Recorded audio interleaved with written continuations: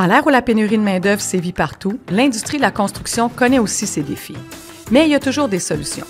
L'Association de la construction du Québec, en collaboration avec le Comité sur l'accès et le maintien des femmes dans l'industrie de la construction, souhaite vous présenter des femmes de l'industrie et leur métier. Tout comme moi, parce que je suis ébéniste et entrepreneur général, j'écoute ces femmes qui témoignent de la beauté de leur métier et qui vous inspireront à vous lancer dans cette industrie. Mon nom est Stéphanie Lévesque et bienvenue à 26 femmes, 26 métiers. Climatiseur, chambre froide, réfrigérateur, frigoriste, est-ce que c'est un métier qui est froid? Je pense pas parce que les humains derrière ce métier-là sont chaleureux. À preuve, je reçois Annick Ouellette, frigoriste. Bonjour, Annick. Bonjour. Comment est-ce que ce métier-là est rentré dans ta vie? En réalité, moi, j'ai vraiment un parcours atypique. Je suis une relève d'entreprise. Donc, mon père était frigoriste et à 24 ans, j'ai eu l'opportunité de reprendre l'entreprise. Moi, j'ai un bac en histoire de l'art, donc j'avais jamais imaginé travailler dans ce domaine-là. Et au fil du temps, j'ai vraiment appris toutes les ficelles du métier et là, j'ai voulu avoir mes cartes de frigoriste pour pouvoir poursuivre l'aventure.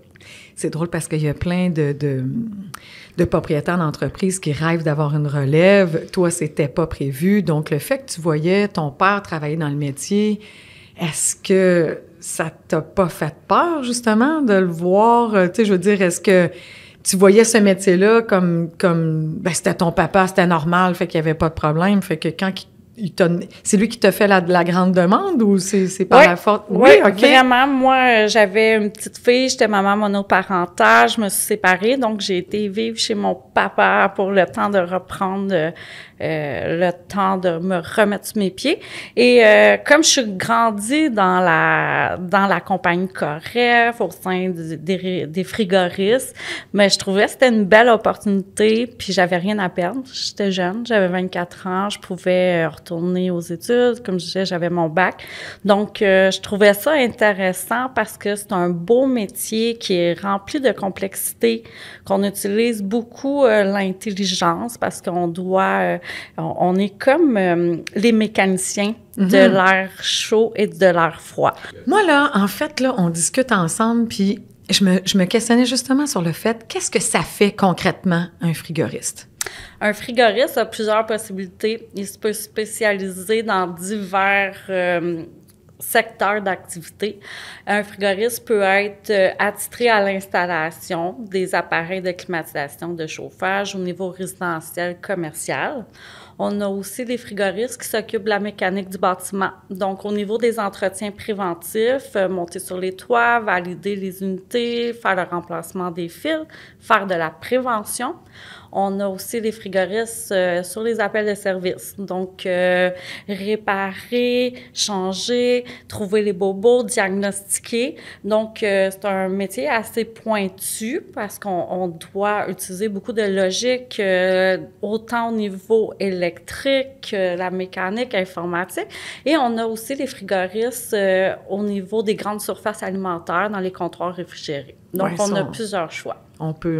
C'est plus facile pour, j'ai le goût de dire monsieur, madame, tout le monde, de pouvoir se visualiser ça, là, c'est généralement là, mais à la maison, on pense aux thermopompes, entre autres. Exact, échangeur d'air, parce que le frigoriste, c'est souvent aussi un complément du métier des ferblantiers. Donc, un ferblantier va s'occuper des conduits de ventilation, de la distribution d'air, et le frigoriste va venir compléter le travail avec un système thermopompe. Maintenant, on utilise beaucoup plus les thermopompes, et surtout, on est axé présentement sur l'économie énergétique. Donc, on entend parler tout partout, économie énergétique, les subventions gouvernementales. Donc, les gens sont de plus en plus informés suite aux nouvelles possibilités qui existent sur le marché.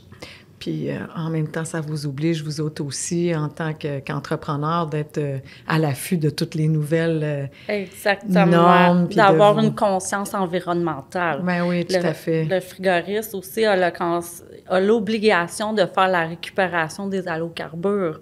Donc, protéger l'environnement, c'est une belle valeur qui est au sein du frigoriste. Dans ta vie à toi, tu voyais papa qui le faisait. C'est devenu ton métier à tous les jours maintenant.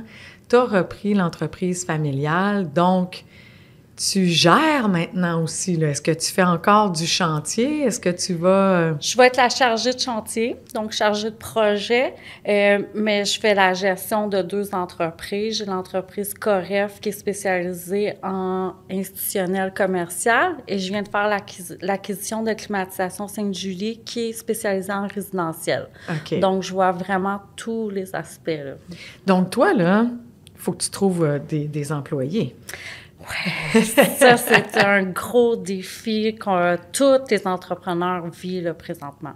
Donc, si tu avais à convaincre une femme pour devenir frigoriste, tu lui dirais quoi? Premièrement, c'est un super beau métier. C'est un métier qu'on travaille avec les gens, qu'on travaille dehors. On peut travailler sur les toits. La vue à Montréal sur les toits, c'est splendide. On a des beaux avantages. Les femmes sont priorisées aussi. Il faut vraiment que ce métier-là se fasse connaître puis que les femmes connaissent qu'ils ont le pouvoir de travailler là-dessus, que la force physique n'est pas toujours essentielle dans ce métier-là parce qu'on travaille à 2. Donc, on peut avoir une belle collaboration avec notre partenaire, puis la femme, elle peut s'épanouir là, au sein de ce métier-là. C'est ça, parce que tu disais justement en début d'entretien ensemble que tu allais chercher le petit côté ingénieux de la personne, Ouais. que tu utilises ton intelligence. Oui. J'imagine qu'il faut que tu sois... tu t'adaptes, tu sais, je veux dire, Ouais, aux faut que tu situations. sois minutieux, il faut que tu sois consciencieux, puis beaucoup patient. Oui? Énormément patient parce que quand c'est du diagnostic, c'est par méthode d'élimination. Mm-hmm. Donc, faut trouver le lien entre les différentes composantes pour pouvoir résoudre la problématique. Puis j'imagine aussi que tu travailles... Est-ce que vous travaillez, tu me parlais de ferblantier, mais est-ce que vous travaillez avec d'autres corps de métier?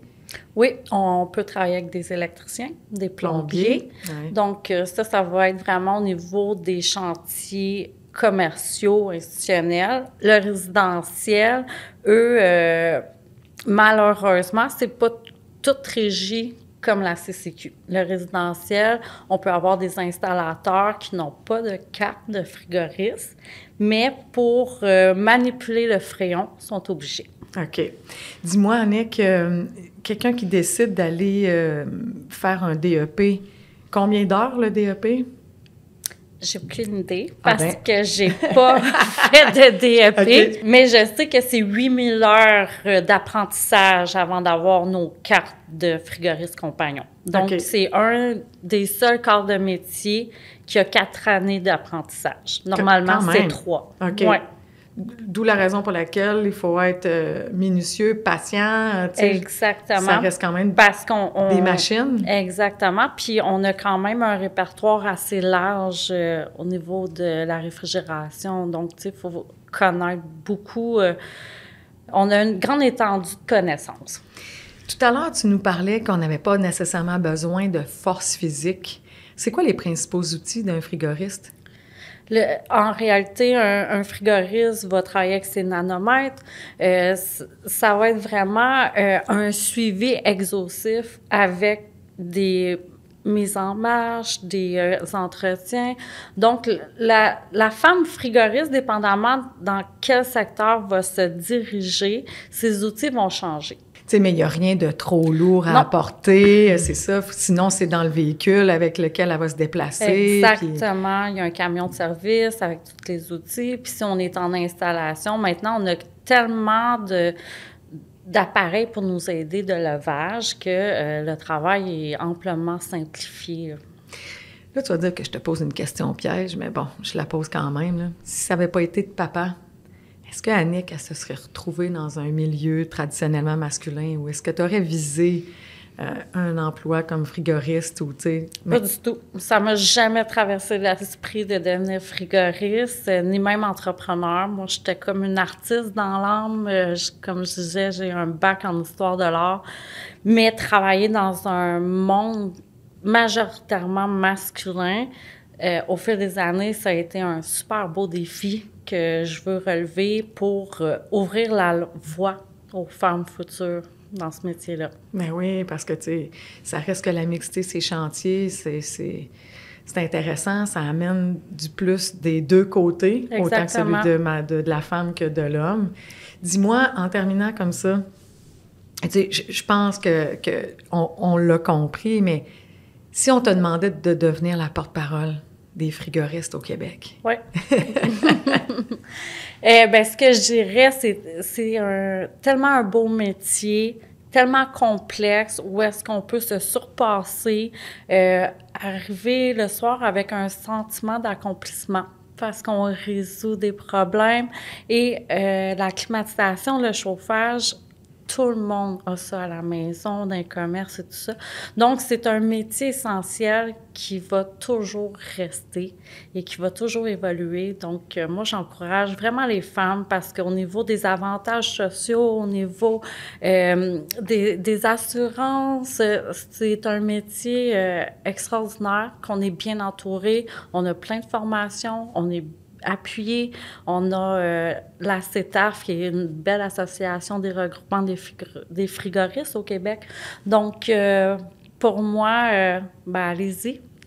On fait le grand saut. Tu sais, puis je me dis comme ça, là, tu sais, moi, je suis une femme de métier aussi, là, mais comme il n'y a pas beaucoup de femmes, puis comme on n'entend pas vraiment beaucoup parler, j'imagine que sur les chantiers, ça doit être agréable. Mais moi, quand j'ai commencé, il y a environ une dizaine d'années, les femmes sur un chantier, il fallait travailler 2 fois plus dur, faire sa place, prouver qu'on connaissait notre métier.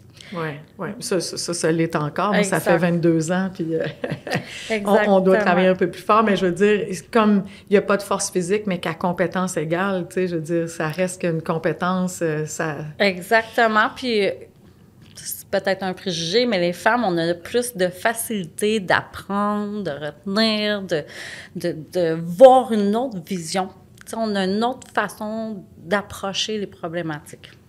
Ah, regarde, tu viens de conclure notre entretien tous les deux avec le mot parfait. Annick Ouellette, je te souhaite beaucoup de succès dans la poursuite de ton métier, puis j'espère que tu vas avoir réussi à convaincre des femmes de devenir frigoristes puis qui vont aller travailler avec toi. Ben, ça serait tellement merveilleux. Merci. Bonne journée, à merci. toi. Au revoir. Plusieurs actions concrètes ont été mises en place par l'ACQ pour notamment informer les entrepreneurs sur l'existence des différentes mesures disponibles pour favoriser l'intégration des femmes dans l'industrie. Pour en savoir plus sur nos différentes initiatives et nos contenus exclusifs, rendez-vous sur acq.org/Femmes Industrie.